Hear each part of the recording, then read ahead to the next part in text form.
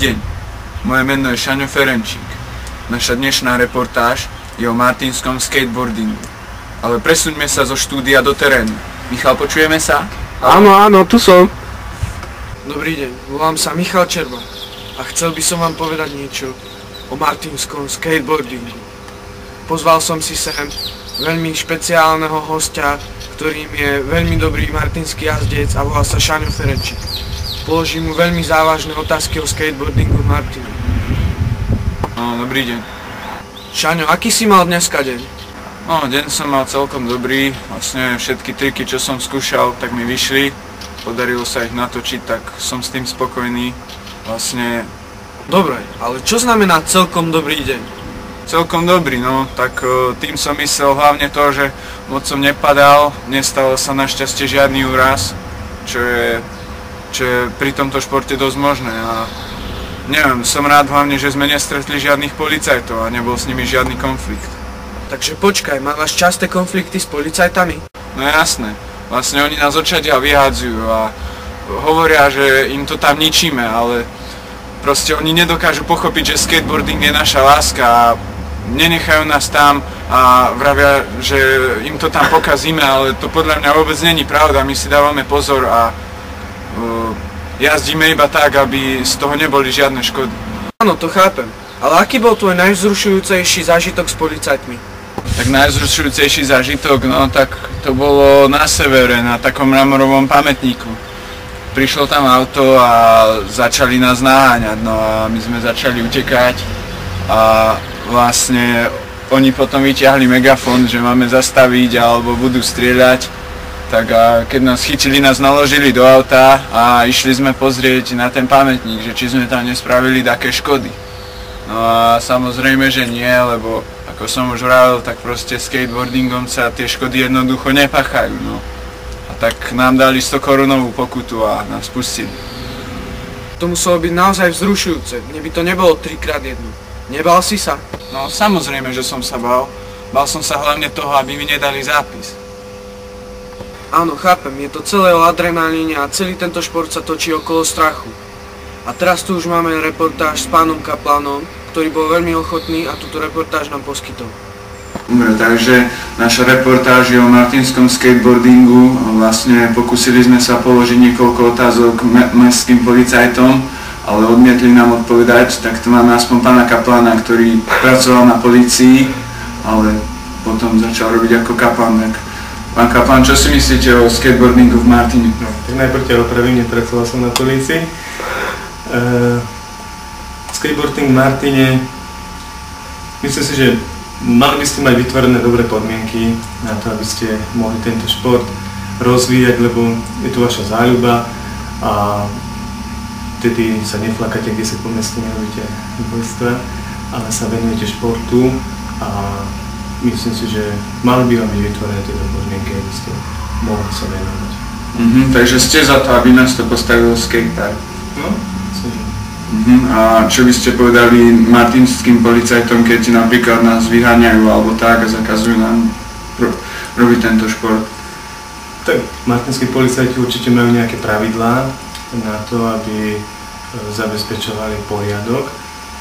Neviem presne tých zákony ani to, že kto ich usmerňuje v tomto smere, ale keď vám to nedovolujú na tých verejných priestranstvách, tak by malo mesto vytvoriť určité podmienky a určité miesta, že kde môžete sa realizovať v tomto športe.